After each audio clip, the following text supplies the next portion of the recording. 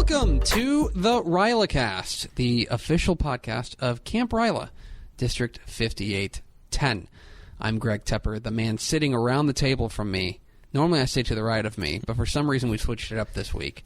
Is the man they call Josey, Andrew Josey Utz. Well, hello, Greg. It's good to see you, man. It's good to see you. It's been a minute. Yes. We've gotten in the habit of only because we release episodes now once every 2 weeks instead of once every week. We're seeing each other half as much.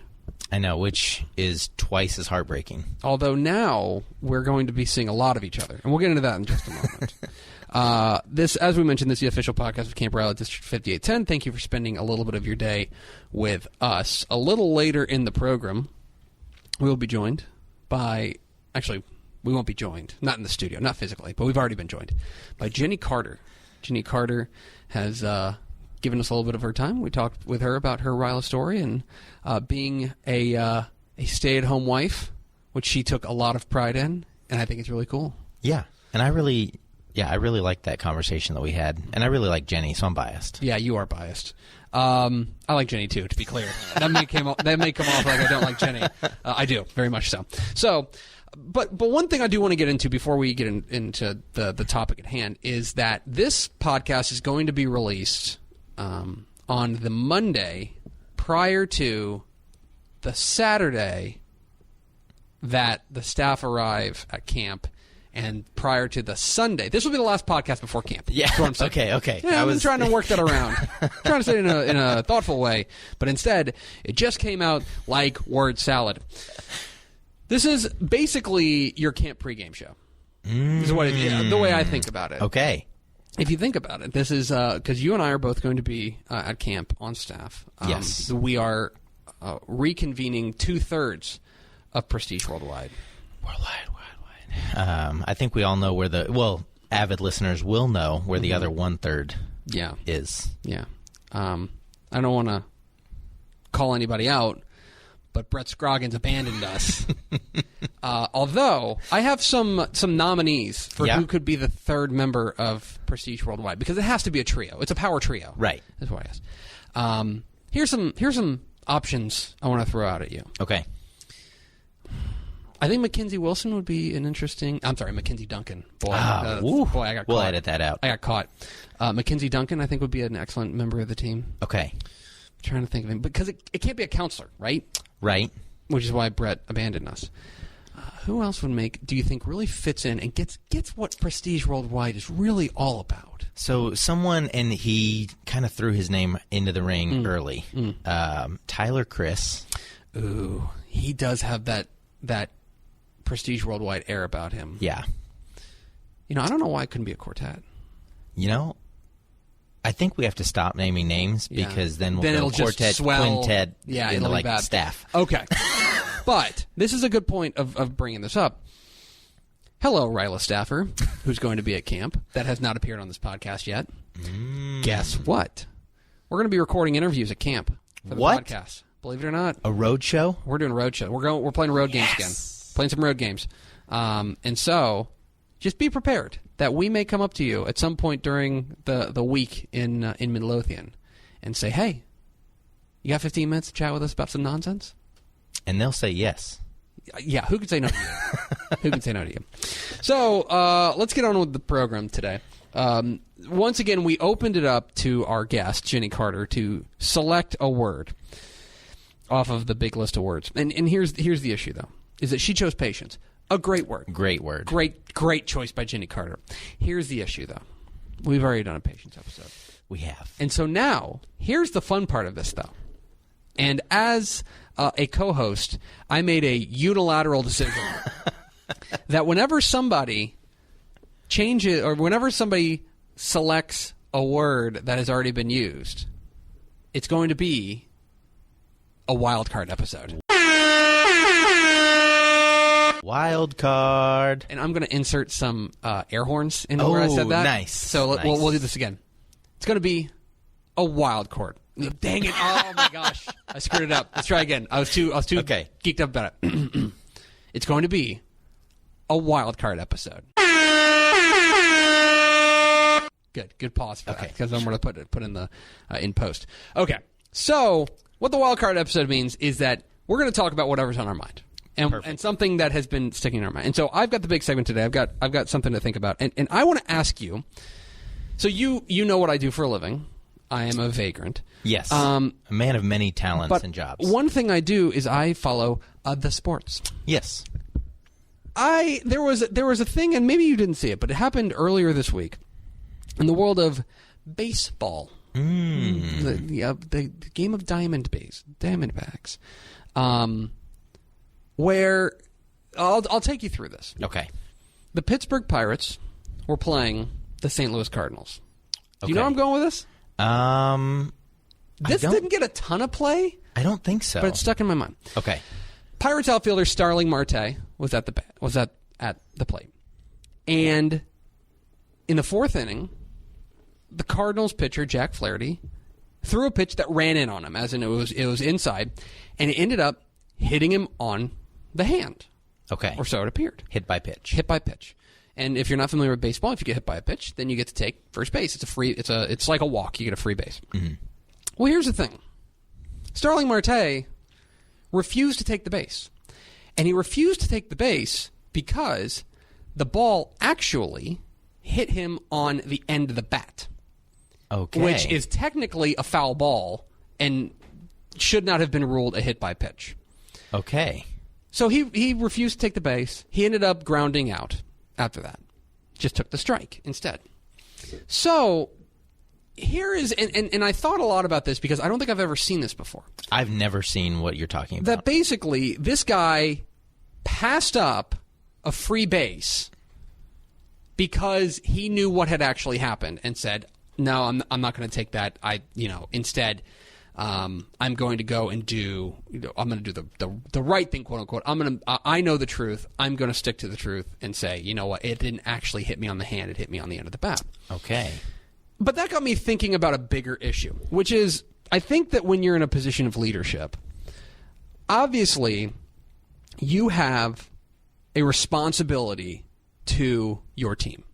You have a responsibility to the people that you are leading, right? To do what is in their best interest. I think that in a lot of ways, it is your responsibility to do what is best for the group. That I think as a leader, that is what has been entrusted to you, that you are going to act in the best interest of the group. But there is also the idea of integrity. And sometimes you are going to be faced with a choice of something that is better for the group or something that maybe is not the 100% truth.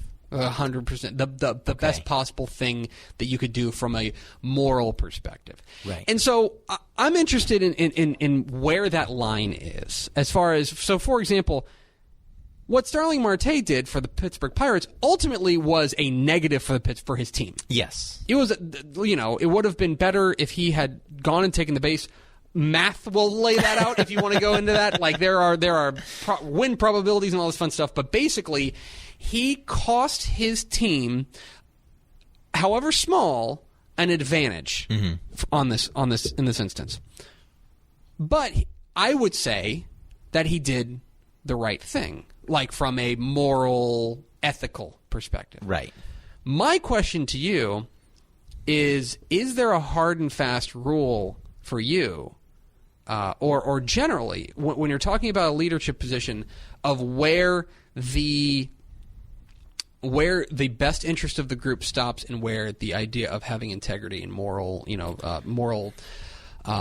scruples Ooh, good SAT begins? Yeah, and I think that's an excellent question. And for me, I guess this is probably revealing a little bit too much behind the curtain. Let's do it. For me, that's a movable line because it takes into consideration other factors. A decision I may make on a Monday, depending on the group that I would be leading, might not be the same decision on a Thursday. And when you were telling me this story, I had totally missed it in the news. But to me, it was sounding like Marte was actually betting on himself. Hey, I'm not going to take the base. I'm going to do something better. And this may speak to me. I totally blew past the whole ethical, moral decision of That's interesting. That's not what happened.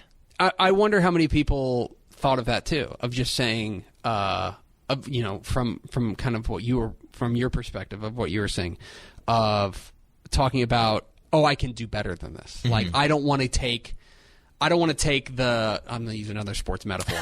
I'm not going to take the free layup. I'm going to take the tougher shot. Right. I want to do the best that I can, and I believe I can do better than that. That's really interesting, and something I hadn't necessarily considered. But I do wonder that, again, when you're in charge of people, especially when you're in charge of people, I think inevitably there are going to be choices that leaders have to make, tough choices about what they stand for and where your ethics are with regards to, in comparison to your commitment to the group. And I don't know. I thought about that a lot because I wonder what his teammates were thinking. Yeah. Because I wonder, like, for example, let's just say that you and I were in we were building a Pinewood Derby car. Okay. Remember Pinewood Derby? Oh, man. Yeah. Yes. Let's say we were building a Pinewood Derby car. And let's just say that a rival team, somehow their plans for their car, which we know is going to be very fast, leaked onto the internet. Right? Okay, right. Do we have a response? For the betterment of the group, for our team, the best thing we can do is look at those plans and figure out what they're doing and take the best things, take their ideas from them. That is, I think, unequivocally the best thing we can do from an X's and O's perspective, another sports metaphor. Right. But at the same time, that is probably not the honorable thing to do. Do you know what I'm saying? I do. And when you phrase it like that, I would not take those. I'd probably peek at them just because I'm a human. But yeah.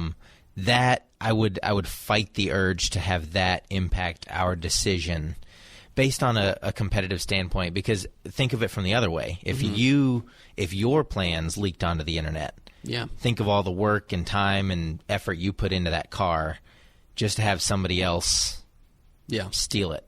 It's just real interesting, and I was thinking about that because I think that it's really easy, and it's a fun thing to post on your Twitter account to say that I have ethics, you know what I mean, stuff like that. But when the rubber meets the road, and you got other people who are depending on you, I don't know, it gets a little dicey to me. I don't know, and as I mentioned, I love baseball, and for some reason I don't think the Pittsburgh versus St. Louis highlights from July 16th necessarily resonated with a ton of people. But that was something that I thought of whenever I was watching the television. I saw that. So anyway, that's very interesting. Anyway, definitely something to think about. I'll say this: I think Starling Marte did the right thing. I agree. I think that in the end, you're measured by your honor. It's just me. And it's these little moments, better for the game and his team to take that base, but better for Marte and who he stands for and moving forward, who he is. Right. I think that's going to pay dividends in the long run for him. Anyway, and that's the right thing to do. Anyway, Starling Marte, if you are interested, is hitting, as of this moment, he's hitting .275 with 16 home runs. Having a nice year there. 30 years old for the Pittsburgh Pirates. Anyway, go Starling Marte. Now, that's something to think about. Now, we are going to be joined by a very, very special guest. Jenny Carter is on deck. Let's hear what she has to say. Stay with us on the RYLACast.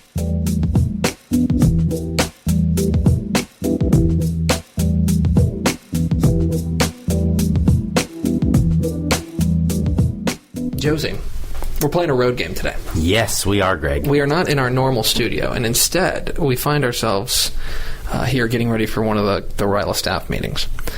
And we've managed to wrangle. You got your lasso out. I did. And you wrangled us a guest. I did. Ladies and gentlemen, please. We're not going to be able to clap because we're holding our microphones. So just imagine the clapping when I say, "Please welcome Jenny Carter." Yay! Hi, Jenny. Hello. How are you? I'm fantastic. What's new in your life? Oh, just living life. Moved back to North Texas recently, so that's exciting. So where were you before then? I was in College Station for 3.5 years. I think there's a whoop there. The home of Texas Tech University, if you didn't know that. Incorrect. Is that not right? No, it's University of Texas. Everybody knows. You're still wrong. All of them are wrong. Is that where LSU is? I'm sorry. Greg's a high school guy. You should know this. Yeah. So you've told me off air that you are at least, you didn't say fan, but you did say a listener of the podcast. Yes, I do. She was very specific not to use the word fan. So That's okay. So then you know how this starts. At least you're rating We're still looking for the one fan of this podcast. We're looking at them. So you know how this starts. Yes. Jenny Carter, will you please tell us your RYLA story? Well, I was one of the 5 to 6 campers each year that is a sibling of a somebody else who's come through RYLA. So I got to have that cool experience of following my sister Becca. So that was Josey. That was a nice look y'all exchanged there. So I knew that RYLA was awesome. I knew that it was a big part of her life. I didn't know if it really if I was the right fit for it, but I applied anyways. I think I was the only one that applied for my school to go. And I went, and I knew a few secrets while I was there and tried to play dumb. And it was fun, and I had a fantastic experience and really grew enough that my English teacher, when she wrote my recommendation letter for college, she actually talked about RYLA and how she felt it had changed me and how much I grew. As more of a shout out for RYLA than it was for me, but that's okay. I guess it worked. The recommendation letter for camp. Yeah, fine. Well, it's it all counts. So then. So you've been, what year were you a camper? I was camper in 2006 with old Josey over here. That's right. Oh, you guys were, so then Josey, let me ask you. Yes. Were you guys, did you know Jenny at all at camp? I feel like I didn't know Jenny until 2008. Yeah. Okay. Which... The year of the Go to J. Yes, is the year after our AC year. So if you can imagine our AC year, we didn't even cross paths. Wow. Yeah. Really? Really. Mm-hmm. Is it just a thing you don't like? If you don't like Joe, we can. What? I can turn off his headphones and you can just say it to me. Wait, what? Who just clicked? Somebody just turned everything. So if you don't like Josey, you can just tell me. Oh, I would never say that out loud. Okay, that's fine. Out loud. Well, that's a consolation. Kidding. I'm just kidding. Yes. Sorry. I was like, well, is this a rebuttal for me? I feel like we should focus on the podcast. So from 2006 to now, what roles have you filled at camp? I came back as an AC, and then I was on alumni staff for a few years, including the first year when we really got to know each other in 2008. And then I jumped into the role that I don't know that really has a title. It's assistant to the assistant activities director, but basically organizing the alumni staff and telling everybody what jobs they have. I did that for 3 or 4 years, and then that is when my husband Ty and I moved to College Station, and the job that I was working the really busy time was during camp. And so for the last 4 years we've been part-time staff and just come on the weekends, and so this will be my first year back full-time at camp. What was that transition like to coming, because camp is so, I feel like it's one of those things that builds throughout the course of the week. Obviously the part-time part of it is different, but did you feel that it was a different experience for you coming back in a part-time capacity? For sure. First of all, you come in and you don't know what anybody's talking about, all these inside jokes about, people drinking hair that has been shaved from somebody's chest, or scrambling eggs in their mouth. Things like that just don't make sense when you come in at the end of the week. So after the first year, I learned to ask questions, because the first year I was just okay, I'm just gonna stay out of it, not be a part of it. And then I learned that I had to ask questions so that I could feel like I knew what was going on, as far as inside jokes. But it was kind of nice to come in and just be able to jump into any task. because you don't necessarily have a specific role, but you're there to help in whatever way you can. So jump in and staple newspapers or help direct traffic. That part is easy, but also difficult in not having a designated task. But is it safe to say that you're excited about coming back for a full week, though? Yeah. Okay. Wow, okay, sorry. Jeez, dumb question. Didn't even let you finish the question. No, didn't. So how do you use leadership tools that you learned at RYLA in your everyday life?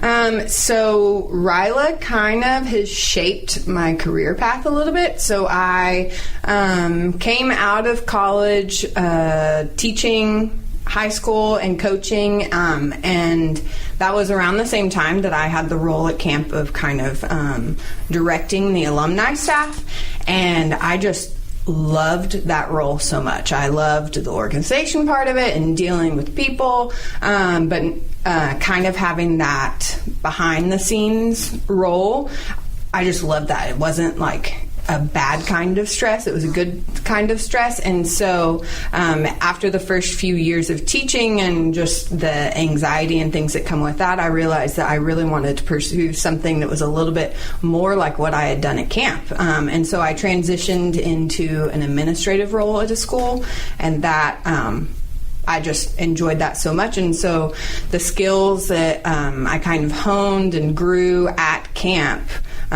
really actually shaped what the last few years of my career have looked like. You chose the word patience. You're actually the second person to choose patience on this podcast, which is fine. This is just going to be a wild card episode of the podcast. Why did you choose that word? As I was looking through your long list of words, that is the one that jumped out to me as like a very important part of like every day of my life, and seeing in like not in the big picture, but in the small daily things of having patience, especially dealing with other people. It's so easy to like quickly, even like driving on the road and somebody makes some erratic decision and cuts you off or something. Like if it's raining, hypothetically. Like it's raining or something. Yes, something like that. I don't know when that happens. Probably Texas. It would never happen. Sometimes. And so like instead of being like, oh my gosh, you're a horrible driver, I hate you, being like, maybe you're trying to get to a hospital, like the patience to take a moment to think that I don't know what's going on in their life, and so I shouldn't like judge them for that type of thing constantly, especially like when I was working in the front office of a school. I was dealing with different type of people that had different priorities all the time, and so that having patience really allowed me to give grace to people, and to perhaps positively affect their day instead of negatively if I was not patient. Okay. Josey, do you want to ask her to plug something? I would. Okay. Here's Josey to ask you to plug something. So I'm going to ask you to plug something. As every guest, as a listener, podcast. As a listener of the podcast, you know that at the end of the interviews, we always ask the interviewee to plug a book, recipe, coffee shop. So the floor is yours. Thank you. I was thinking about this, and so since moving back to North Texas, so the last 6 months, my husband and I have kind of flipped roles in that before he was in school and I was the one working full-time, and so he a lot of times would prepare our meals, and he is a fantastic cook, so that worked out very nicely. But now he's working full-time and I have a little bit more time, so I am the one preparing meals, which is a learning process for me. Anyways, I have found a website that has fantastic recipes with like fairly common, simple ingredients, nothing crazy like almond flour that you have to go and spend $10. There is no way almond flour is a thing. It is. I haven't used it, but I've seen it in recipes, and I'm like, nope, not trying that. There's a vegan RYLArian who is screaming at the podcast right now. Sorry, Frank.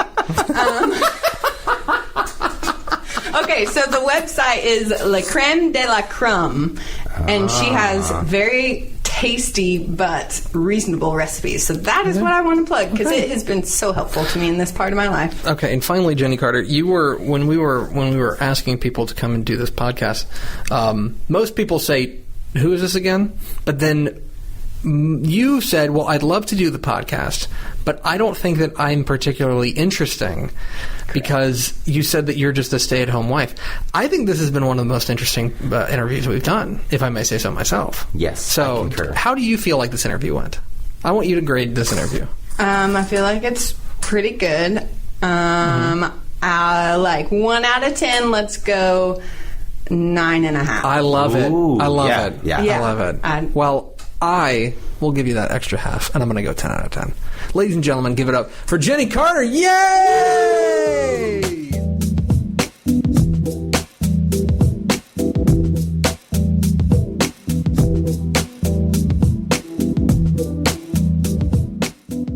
And a very special thank you to Jenny Carter, our special guest here on the RYLAcast. That was coming from Workday when we went out, right? Or no, this was one of the RYLA get-togethers where we were all putting together. We were having meetings. Meetings on Important meetings. Yeah, lots of meetings. Anyway, appreciate Jenny Carter. Thanks, Jenny. Yes, thanks, Jenny.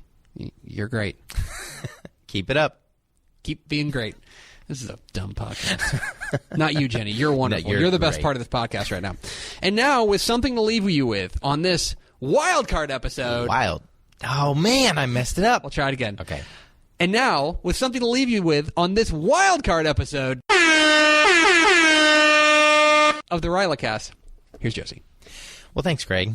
Now, we did not talk about this before you started your story, but my story also has to do with the city of Pittsburgh. What a truly bizarre coincidence. You guys should know just off the top, we never rehearse these things, as you can probably... Actually, yeah. You know what? I probably don't need to say that. Go on, Joseph. Thank you. So I tried to think about this wild card episode and what I would even talk about, and a story from 2016 came to me and it has to do with Clemson and Pittsburgh. Man, this is another sports? I presume sports. Yes, sports. I don't know if you were talking about like Clemson's debate team or something. Well, not anymore. I'll go with my sports story. So it was 2016 football season, and it was Joni's first trip to Clemson, first major college football game. And if you think back in your Wayback Machine to 2016, Clemson was undefeated, home game against Pittsburgh, night game, and they lost I remember on like a field goal. I remember this very distinctly. The stadium was packed, and the whole season Clemson was kind of getting through, just barely squeaking by opponents. And Yeah, they were walking a tightrope that year. yeah, There were a couple games. They probably should have lost a game before then. oh, definitely. Yeah. And Sorry, this is a sports podcast now. yeah, sports presidential leadership podcast. And in my younger youth, I was a very rabid sports fan. You know, what I wear to the games impacts the team. What I say, I yelling at the TV, very emotional. And this year, or that particular game, I really kind of stopped to think about who I was with. Joni, Clemson friends, just the atmosphere of the opportunity to be there. And fast forward to now, I've thought about one of your mantras is be kind, and I do say that.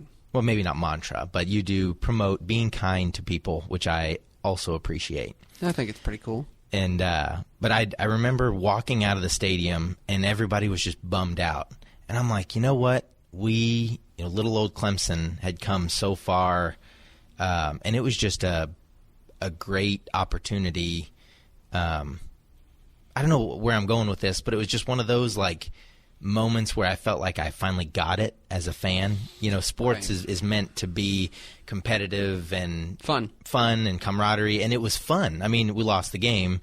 Clemson ultimately ended up winning the national championship that year. Poor guys. But it was really, and Joni, bless Joni, because she was terrified about going to a Clemson game ever again. Yeah, she's bad luck. That's science. That's really interesting, and I think that it kind of speaks to almost like almost a different kind of spin on what we were talking about earlier, in the sense that you start to realize bigger things than yourself, right? And Right.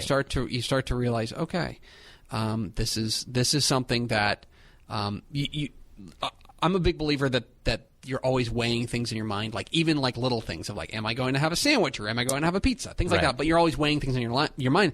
And obviously in that moment, I don't want to speak for your brain, but it seems to me that like you are weighing how important is it that I am loud and supporting my team in a way that I think is most effective, versus how important is it that I am present with these people in a way that I will want to remember?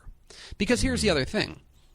If you were to go there and you were to scream your head off and you were to walk out of that stadium and be angry and sports sad and go on a sports walk, those are real things, by the way. Real things. And go on a sports walk, you probably would not have as fond of memories of that event with your now wife, right, as you do. That's true.